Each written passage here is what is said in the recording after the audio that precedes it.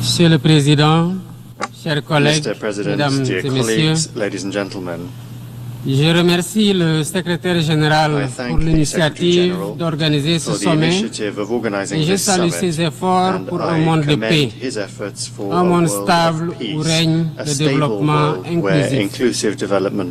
L'avenir que nous voulons commande de ne laisser personne de côté face aux défis que sont la paix et la sécurité, la réduction des inégalités, l'éradication de la pauvreté, la justice et l'équité. Nous ne pouvons réaliser cet avenir que dans la recherche de solutions communes dont le fondement se trouve dans un cadre multilatéral, un cadre qui inspire confiance et adhésion et sert les intérêts de tous. Autrement, il continuera à susciter la méfiance des uns et la défiance des autres et de perdre ainsi la crédibilité et la légitimité attachées à son autorité. À ce propos, j'aimerais partager avec vous 4 observations. Premièrement, il est clair que notre futur ne peut se construire sur le modèle actuel dominé par les injustices, l'extrême pauvreté qui touche 10% de la population mondiale, les tensions géopolitiques de haute intensité et le réchauffement sans précédent de la planète qui affecte gravement nos pays. Le constat est alarmant et comme le souligne le rapport du secrétaire général de l'ONU, si les tendances actuelles se maintiennent, 575 millions de personnes vivront encore dans l'extrême pauvreté d'ici 2030, ce qui va entraver davantage tout espoir de développement durable. Et face à cette situation, il est impératif de s'attaquer au cycle infernal de la dette, dont les taux anormalement élevés asphyxient de nombreux pays du Sud.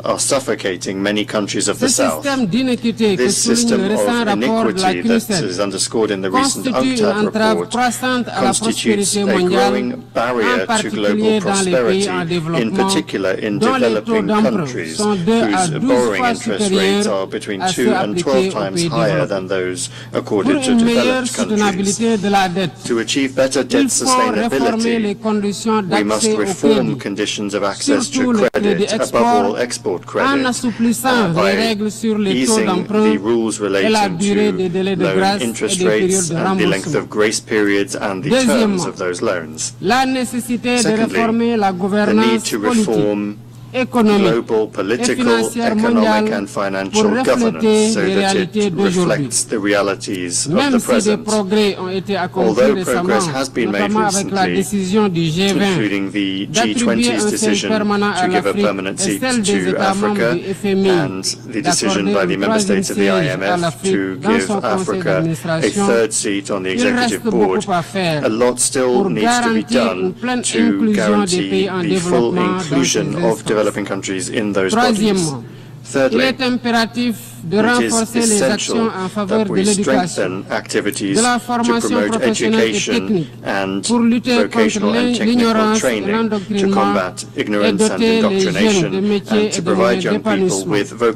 Un tel investissement contribuera à lutter contre les inégalités et à la réalisation des objectifs de développement durable. Il est donc plus qu'urgent d'accélérer la mise en œuvre du plan de relance des ODD initié par le secrétaire général. Quatrièmement, il est essentiel d'investir davantage dans la connectivité et la digitalisation par le renforcement des infrastructures numériques, l'innovation et le soutien à l'industrie créative des jeunes sur qui repose l'avenir. Nous devons offrir aux jeunes les moyens de se former, de réussir et de s'épanouir. Ils doivent être au cœur de nos actions et associés dans la gestion et la prise de décision en tant que vecteurs de paix et acteurs de développement. Je vous remercie de votre aimable attention.